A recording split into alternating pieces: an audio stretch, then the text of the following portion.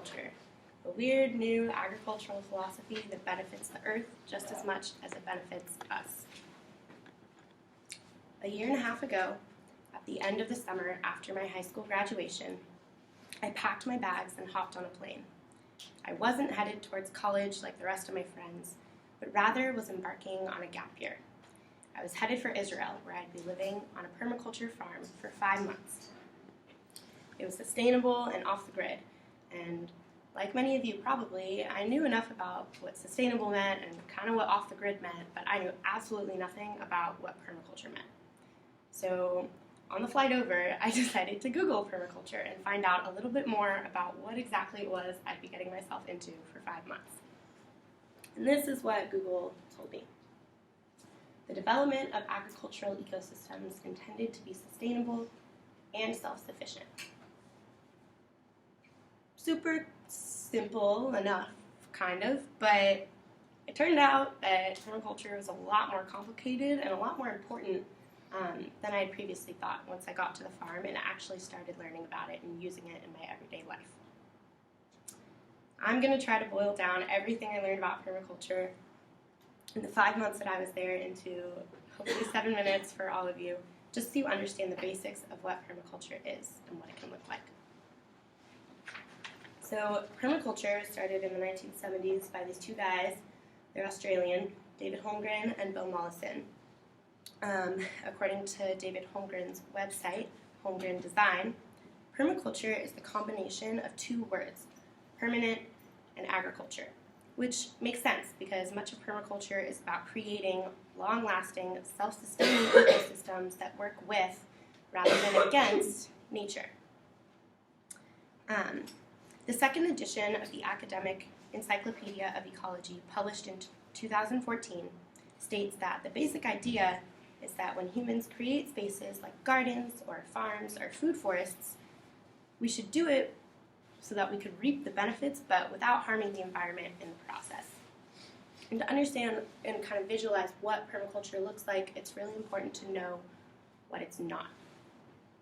So, you know when you're driving on a highway and you look out the window and you see rows and rows and rows of the same crop over and over and over again. It's just grapes for like miles, or oranges, or whatever it is. That's a type of agriculture called monoculture. And it's how a lot of the food we get is grown. Some farmers will choose to rotate their crops so they don't deplete nutrients in the soil, which is really good. But for the most part, the process of growing one single crop for miles or acres is actually really bad for biodiversity in the area. And according to Tamara Haskell's 2014 article in the Washington Post, growing only one plant in the same place year after year speeds up soil erosion and attracts more pests, which in turn creates the need for the use of pesticides, which in turn can produce pollution in waterways or in nearby areas. So here's a visual of kind of what monoculture is and what I'm talking about. And another thing about monoculture is that it's exactly the opposite of how nature works. And remember, permaculture is trying to work in harmony with nature. So it's really the opposite of what monoculture is. Like, to really contrast the two ideas, because it's important to get a visual, because permaculture is pretty new to a lot of people. When you walk into a forest, you don't just see one type of tree.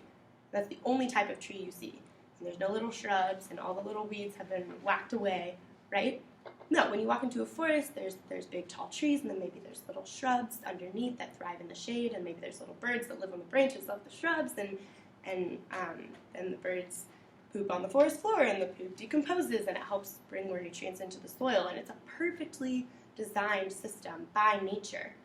And forests don't need pesticides or weed whackers to thrive, right? They keep doing this for hundreds of thousands of years if they're unbothered by nature or wildfires. So back to our two favorite people, David Holmgren and Bill Mollison, when they were inventing permaculture, or coining the term, what they were trying to do was they wanted to figure out how to create ecosystems that were as self-sufficient and resilient as what nature has already figured out. But they also wanted to make these systems beneficial for humans too, specifically in food production. And they wanted to look at nature and learn from it to make a better world for the environment and for ourselves. In Sandy Cruz and Jerome Atanowski's Short Guide to Permaculture, they explain permaculture in a little bit more concise terms. Quote, through careful observation of the natural cycles, energies, and resources on a site, we can design a system that imitates nature and takes on a life of its own. Once the design is implemented on the ground, the system can be largely self-maintained. Okay, so what the heck does this all look like, right? When you actually think about permaculture practices, imitating what nature does best in order to get your food, what might that look like? Well, this is a picture of the farm in Israel, part of the fields of the farm in Israel where I lived. You can see that it's not just rows and rows and rows of the same crop. On the left you got fennel, and then you got some leafy greens, and on the top left is some branches of an olive tree.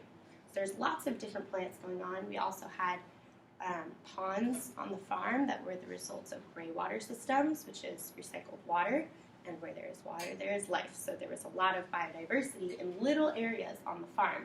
And our soil was really, really healthy as a result.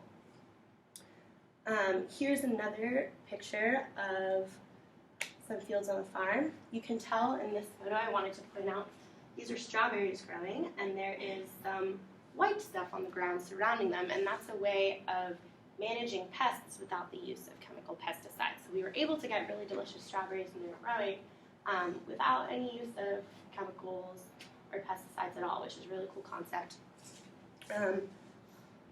And that person with the hoe whacking back some weeds in the middle of those two rows is me. And it looks like, actually I was going to say what kind of vegetable that is, but I can't tell.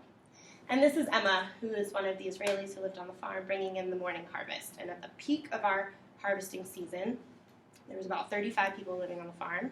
And we were able to get 90% of the vegetables we ate from the farm itself. So 90% of all the food we were eating, excluding things like rice and oatmeal and pasta, were grown on the farm, right in our backyard, which was really awesome. So you don't actually need, though, a really big plot of land or a backyard to have permaculture principles be useful in your life. If you are looking to grow some food in a way that's beneficial to the environment and to you, you can do it on a rooftop in the bottom left corner. There's a lot of cities are starting to have rooftop gardens or green roof movements. But just in case you don't have access to a rooftop garden, which many of us might not, you can also grow greens on your balcony. If you study the specific, more fancy designs of permaculture, there's ways to actually get a lot of food from a really small amount of space, like your balcony. And there's also permaculture here at Cal Poly.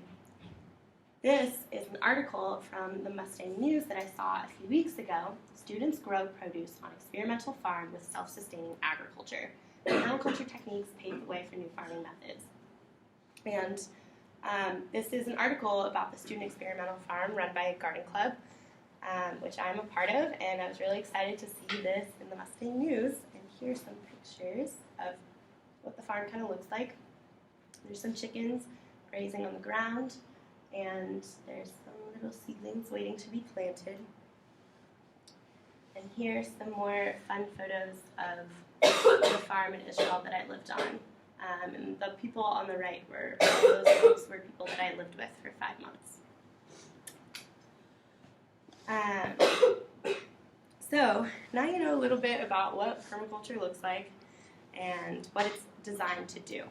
Now, there's a lot more to permaculture than what I mentioned here. I studied it for 5 months, and there's still more that I need to learn about it. There's dozens of books to read and lots of fancy jargon. And really skilled people in permaculture will start talking about all sorts of complicated stuff, like zones and external and internal energies and sectors, and there's 12 principles to permaculture, which are really important to understand when you're actually designing a system. But that's way more than I can talk about here, and the important thing was that I get this word planted in your mind because it's really important to the future of human food production as we enter a climate crisis in our future. Now, you all know the basic concept of permaculture, that Mother Nature does it best, and by learning from her ecosystems, we can create a better world for humans and for the wild. Thank you.